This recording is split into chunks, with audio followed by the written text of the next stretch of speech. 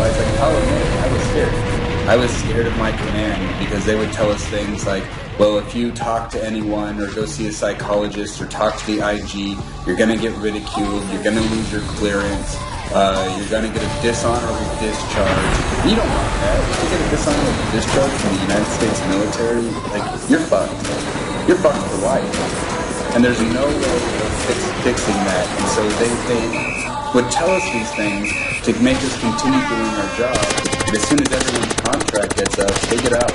No one wants to deal with anyone else's bullshit. No one wants to sit there and do this job day in and day out, and our command saying, yeah, continue leaning forward, continue doing the job, you're protecting guys on the ground, you're doing an awesome job. And then our command goes off and they party all the time and they don't even show up to work and they're getting flight pay. There's assholes in my chain of command who are getting flight pay for only flying once every 30 days, and I wasn't getting flight pay, and I was flying every frickin' day of the week. So you would get a dishonorable discharge if you made the mistake of having enough honor to care about killing innocent civilians. Correct. Yeah. Well, welcome to our. If you question the system, then they would discharge you. So how long is a stint there? How long did you have to stay doing this job? I signed up initially for 6 years, which was probably a mistake. But usually people are there for 2.5 to 3 years. And then their contract either gets up. It's almost impossible to leave the drone system. We call it a black hole for a reason, because once you get sucked in, you're never going to escape unless your contract's up. Because they need people. They need people to sit there and do the job that no one else wants to do.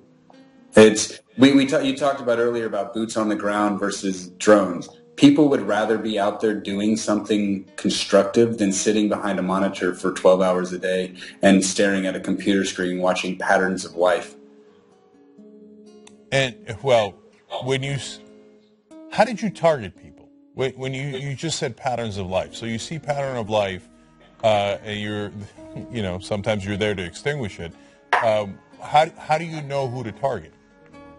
We would be told. So we would be watching for nefarious activity. Okay, what does that mean? Nefarious activity would be whatever the person that's watching our monitors or watching our signal feed saying is nefarious. I had no idea what that meant other than someone acting suspiciously, which, are they planting a bomb in the road? Are they carrying weapons? Are they,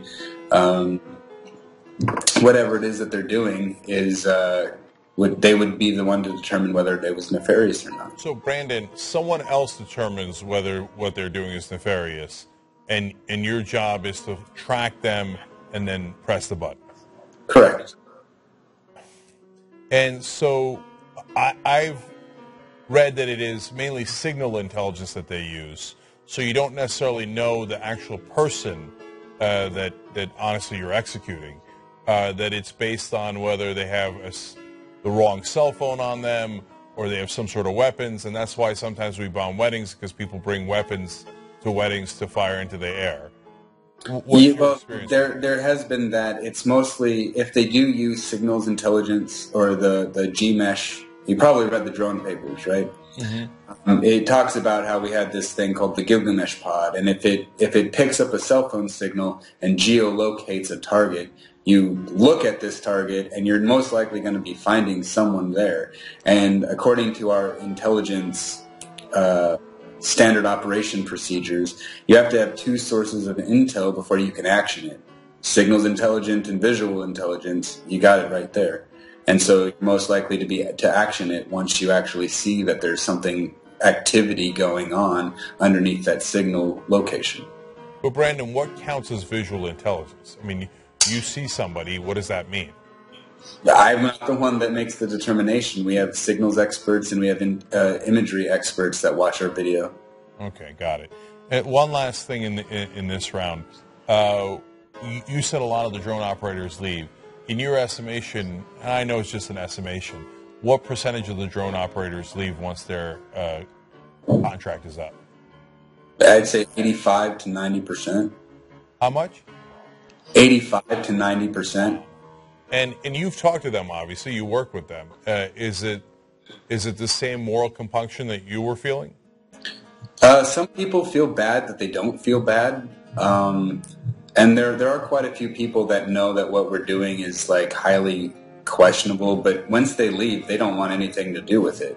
They don't want to hear the word or term drone ever again. They don't want to.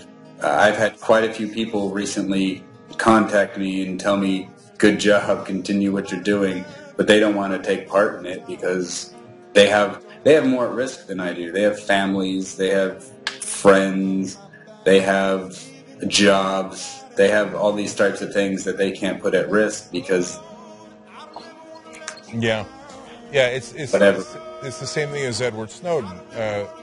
If he had a family, he might not have taken the risk he did in being a whistleblower. And so I want to come back to you in a second and talk to you about what you did in whistleblowing and the consequences of that. Tanya, I want to ask you now, what's your sense of how they recruit people like Brandon? What's the main way that they find young people willing to press that button? Well, I don't think they've really figured out how they're going to recruit the perfect drone pilot. One thing that surprised me and kind of how I got into this issue was seeing how the U.S. Air Force was using video games to recruit new drone pilots. And gamers are a very important group in modern warfare.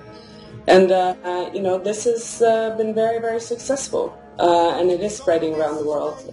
Germany has a high presence of military and gaming conventions, and so does Sweden and Norway. So this is spreading worldwide.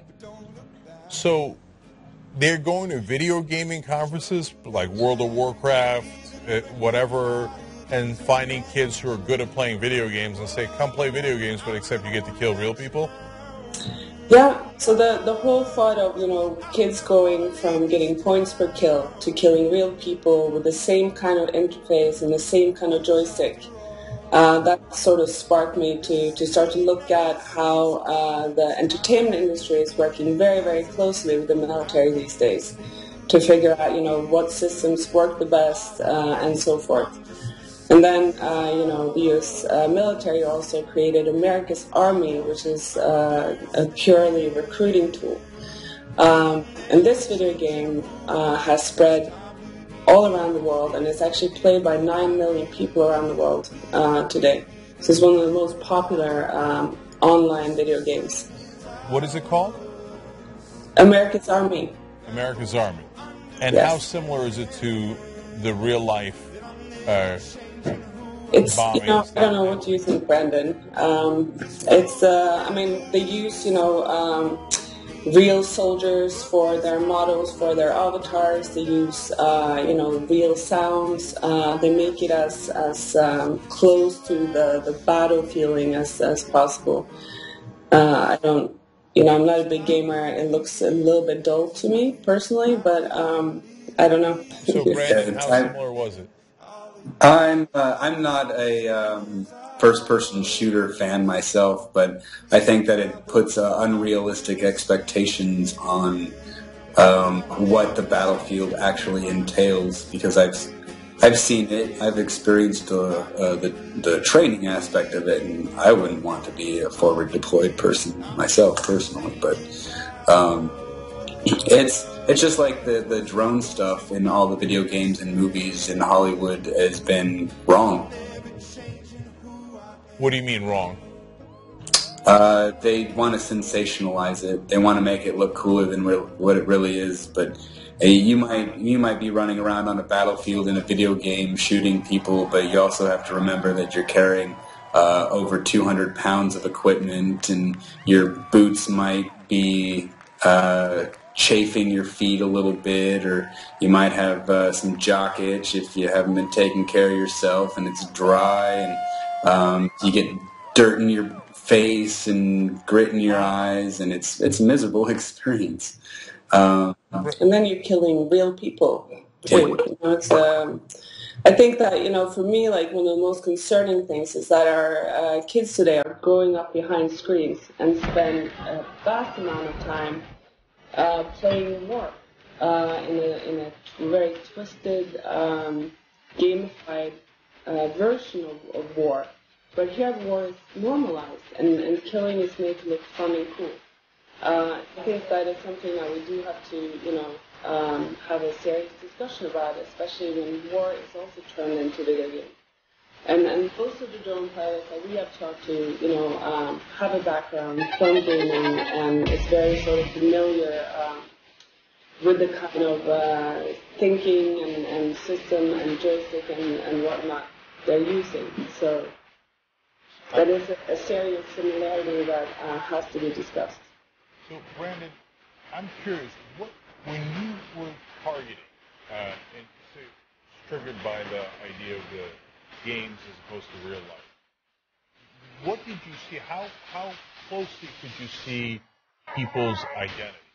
Could you see a guy before you press the button? You could see their outline and their silhouette. You could see if they had a cigarette in their hand. It's all infrared, so you don't actually see people. You see their heat signature. I like to tell people to go stand on the third-story building and look as far down the street as you possibly can, maybe 2 or 3 blocks, and then try to make out what you see about those people. It's pretty much the same thing. Were there ever moments when you guys were about to execute a mission and somebody goes, whoa, wait, it's not who we thought it was, or wait, there's a kid in the area? Did that ever happen? There was a couple times where I saw the abort happen, but it wasn't very common. It was usually like someone we're targeting is moving along and he stops to talk to someone on the street, and we're not sure, usually a vehicle, but really, no, never really saw someone say, whoa, this is the wrong person, or we shouldn't be targeting this individual. It was usually once the decision came to strike someone, it was going to happen no matter what anyone else thought about it. Did you ever think, this guy doesn't know it, or this person doesn't know it, but this is the last seconds of their life? Oh yeah. The first time that I took a shot, actually, I watched a guy bleed out of his leg and roll around on the ground, and I was wondering what his last thoughts were. As I watched him die. I watched him die by action, and the only thing that I could think of was, what were this man's last thoughts? And then my last hellfire shot that I had killed 5 people that were sleeping. And it's a very similar thing, like what were they thinking about before they went to sleep? What were they dreaming about before they died? Yeah, a lot of tough guys, fake tough guys, say like, oh yeah, 99, we got him, ha ha. But taking somebody's life is no joke. It's obviously why 85 to 90% of the drone operators leave, because that's a heavy thing to weigh on your conscience, especially if you're not exactly positive who you're killing. Yeah. So what was the difference between the 13 that you said you were directly responsible for as opposed to the over 60